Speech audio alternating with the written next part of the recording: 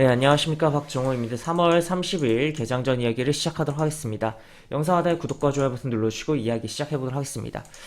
수에즈 운하가 7일 만에 통행이 재개되었다. 어제 밤에, 우리나라 시간으로 밤에 이 속보가 좀 나왔었고, 그런 내용이 뭐 또 다시 기사로 또 나와 있다라고 보시면 되겠고, 배가 완전히 이렇게 막았었던 부분인데 이제 해결했다라고 보시면 될 것 같아요. 그래서 앞뒤로 대기 중이던 배들이 이제는 갈 수가 있을 거라고 보시면 되겠고, 지금 어쨌든 워낙 대기 중인 배들이 많았기 때문에 평소처럼 뭐 적체됐던 상황이잖아요. 일종의 뭐 한번 자동차 차선에서 그 교통사고가 났을 때 이거를 뭐 해결을 한다고 해도 쌓여있던 차들이 빨리 뭐 정상 원래 속도대로 나갈 수는 없는 거잖아요. 그렇기 때문에 하여튼 정상화 되는데 시간이 걸릴 수 있을 거다라고 그런 내용이 나와 있다라고 보시면 될 것 같습니다. 지금 운하가 막혀 있는 동안 425척의 선박이 꼬리에 꼬리를 물고 대기하고 있었다라는 내용이 나와 있네요. 하여튼 이렇게 보실 수가 있겠고 어쨌든 해결됐다라는 거. 그 다음에 삼성 오스틴 공장이 6주 만에 정상 가동을 하게 되었다라는 내용이 나와 있습니다. 피해 규모 한 달 물량도 못 미쳐라는 부분이 나와 있는데 하여튼 어쨌든 가동이 정상적으로 돼서 조속하게 돼서 지금 뭐 전기와 물 공급이 끊기면서 셧다운이 된 부분인데 하여튼 이렇게 진행이 된다라고 보시면 될 것 같고 하여튼 뭐 약간 안 좋았던 부분이니 하나가 사라졌다라고 보시면 될 것 같아요. 그 다음에 김여정이 또 말폭탄을 쏟아냈습니다. 지금 하여튼 이런 식으로 내용이 나와 있고, 서해소해나 연설에 대한 비난으로서, 내용이 나와 있습니다. 지금 보시면, 뭐 이런 식으로, 뭐 내용이 나와 있고, 미국산 뭐 앵무새라는 표현까지 표현을 했고, 하여튼 이런 식으로 나와 있어요. 하여튼 뭐 보시면 될 것 같고, 하여튼 계속적으로 뭐 최근에 뭐 말폭탄도 쏟아내고 도발도 하는 북한인데, 북한의 동향을 계속적으로 주목은 할 필요성이 있지 않나. 지금 4월에 북한의 뭐 일정도 좀 있고 하니까 그런 거는 좀 생각을 해보자라고 보시면 될 것 같습니다. 그 다음에 증산도 모자랄 판에 반도체 대란의 현대차 휴업.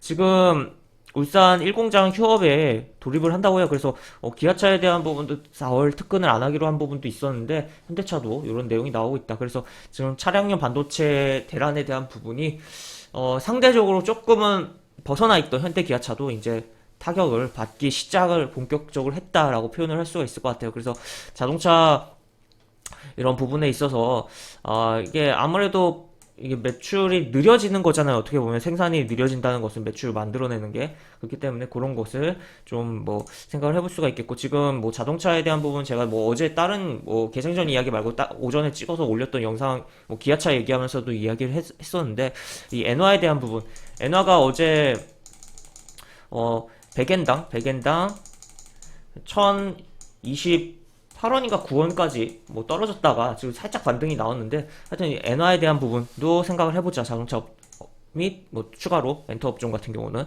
그렇게 보시면 될 것 같고 그 다음에 또 콘텐츠 지금 뭐 콘텐츠 품었을 뿐인데 꿈쩍한 통신이 날아가네 뭐 이렇게 표현이 나왔어요. 지금 SK텔레콤 같은 경우는 정말 외국인이 계속 사들이는 가운데 정말 주가가 꿈쩍도 안 하다가 어제 이제 금요일날 화끈하게 움직여주고 주총이 한 이후에 그 다음에 뭐 눌려주는 흐름이 어제 나왔었는데 하여튼 이런 식으로 뭐 내용이 나와 있다라고 보시면 되고 뭐 KT가 청사진을 제시하면서 뭐 주가 상승률이 가장 높았다라고도 보시면 될 것 같네요. 이런 식으로 내용이 나와 있고 그래서 콘텐츠에 대한 부분을 뭐 계속 제가 뭐 개장전 이야기에서 많이 그동안 강조를 했던 부분인데 콘텐츠에 대한 부분은 좀 더 주목을 해보고 또 콘텐츠에 대한 부분에 주목을 하되 지금 방송 사상 어떻게 보면 초유의 사태가 났잖아요. SBS 같은 경우는 역사 왜곡 논란이 나오면서 2화를 월화 드라마 방영하고 퇴출돼버리는 사태가 발생을 했는데 그래서 콘텐츠에 대한 뭐 콘텐츠라는 키워드 자체를 주목을 하되 콘텐츠에 대한 부분에 있어서 뭐 그런 내용에 있어서까지도 조금 생각을 해봐야 되는 뭔가 문제 요소가 있을 것 같은 콘텐츠와 또 관련된 종목이 있다면 조금 그거는 경계를 또 하자라고 이야기를 드릴 수가 있을 것 같습니다. 그리고 이거 저도 좀 봤어요.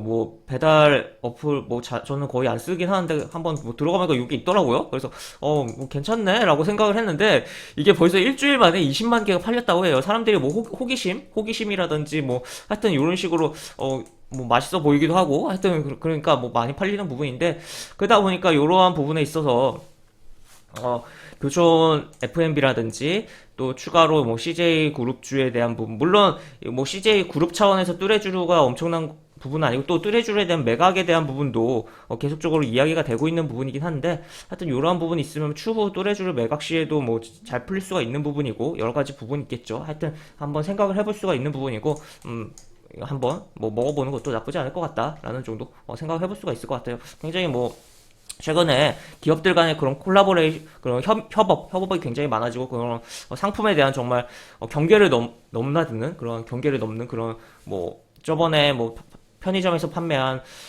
천마 시멘트 팝콘이라든지 여러 가지 그런 부분들이 있잖아요. 뭐 곰표 맥주라든지 그런 부분 여러 가지 부분들이 있는데, 하여튼 그러한 여러 가지 기업들의 뭐 살아남기 위한 또 협력 과정과 뭐 그렇게 해서 탄생하는 상품 및 제품들에 대해서 계속적으로 우리가 주목을 해보고 그런 추이도 좀 생각을 해보자라는 이야기 드리도록 하겠습니다. 그 다음에 이제 뉴욕 증시 헤지펀드 마진콜 여진 다우는 뭐 최고치 마감했는데 나스닥은 뭐 빠졌다라고 보시면 될 것 같고, 지금 내용을 보시면 지금 그러니까 지난 밤이 아니라 그러니까 우리 장이 그러니까 미 증시의 금요일장에 이런 부분이 있었어요. 그러니까 블록들이 대규모 뭐 쏟아졌다라고 보시면 될 텐데, 마진콜에 의한 블록들이라고 이야기를 할 수가 있을 것 같고, 이런 식으로 내용이 나와 있습니다. 빌황의 개인 투자사인 아케고스 캐피털 매니지먼트가 주가 하락에 따른 마진콜로 블록딜에 나섰다라는 식으로 밝혀지는 부분이고, 이 사람이 뭐 한국계 미국인이다라고 보실 수가 있겠는데, 굉장히 그러니까 레버리지를 많이 썼다는 거죠. 그러니까 결국에는 그러다 보니까 이러한 사태가 발생한 거다라고 볼 수가 있겠고, 결국에 개인이건 기관이건 레버리지 과도하게 쓸 경우 훅 갈 수가 있다라고 표현을 할 수가 있습니다. 그 다음에 추가로 이거와 관련해서 어제 뭐 아시아 증시 전반적으로 좀 영향을 준 부분도 있는데, 어제 뭐 지난 얘기긴 하지만 그래도 계속적으로 나비 효과로 여진이 나올 수가 있는 거니까 조금 체크해 보면, 일본 뭐 투자회사 노무라 위 자회사 2조 원대 손실 주가 급락을 했다라는 내용이 나오는데, 이게 내용을 뜯어보면 최근 미국 월가를 뒤흔든 대규모 블록들과 연관성이 있다는 관측을 내놓고 있다라는 내용이 있어요. 그래서 그렇다면 이 노무라의 자회사가 여기랑 뭔가 거래를 해가지고 거래를 한 부분에 있어서 뭐 손실을 대규모로 낸 거 아니냐라고도 볼 수가 있겠죠. 그래서 이런 식으로 내용이 나와 있는데, 그러다 보니까 뭐 아시아 증시에 뭐 일본 증시가 밀리고 그에 따라 여러 가지 좀 영향을 준 부분도 없잖아 있었다. 어제 뭐 그렇게 뭐 증시가 좀 정말 뭐 뭐라고 해야 될까요? 뭐 애매하다라고 표현할 수가 있겠는데, 어쨌든 아시아 증시가 그렇게 뭐 강한 건 아니었잖아. 어쨌든 그러한 강하지 않은 흐름에 영향을 주는, 그러니까 지금 굉장히 나비 효과, 이 나비 효과에 대해서 생각을 해보자. 그러니까 미국이든 뭐 그 외 여러 어떤 나라든 뭔가 정말 뭐 별로 크게 물론 이 블록들이 굉장히 미 증시에선 민감하게 생각할 수 있는 부분이었지만, 어쨌든 블록딜 이후에 해당 종목들이 급반등 나오고 이제 물량이 다 마진콜에 대한 물량이 다 털렸다라고 볼 수가 있는 부분인데, 하여튼 그러한 부분이 계속적으로 어떻게 보면 여진이 발생하는 부분이고, 그러니까 여러 가지 뭐 미국이든 뭐 일본이든 중국이든 뭐 그 외에 뭐 기타 나라들에서 뭔가 발생한 사건이 있다면, 뭐 최근에 뭐 미얀마 지금 날린 것도 있죠. 그러한 부분이 있는데, 그러한 부분에서 우리가 뭐 중요하게 생각하지 않던 부분이 조금씩 나비 효과로 커질 수가 있다는 거죠. 뭐 최근에 뭐 물론 수에즈 운하는 중요하다고 생각할 수 있겠는데, 워낙 뭐 확실하게 막아버린 상황이 발생을 한 거기 때문에 이렇게, 하여튼 이러한 부분에 있어서 하여튼 여러 가지 뭐 글로벌 상황에서 뭔가 사소한 거더라도 이게 파급되는 나비 효과를 조금 생각을 해보자라고 볼 수가 있을 것 같습니다. 그래서 이렇게 뭐 뉴욕 증시랑 여러 가지 뭐 이야기를 해봤고, 지난번 미 증시에서 뭐 항공우주 쪽 업종이 뭐 가장 많이 움직였다 정도 체크해 볼 수 있을 것 같고, 그렇게 뭐 업종적으로는 상승 업종보다 하락 업종이 더 많았다라는 것도 뭐 체크를 할 수가 있을 것 같습니다.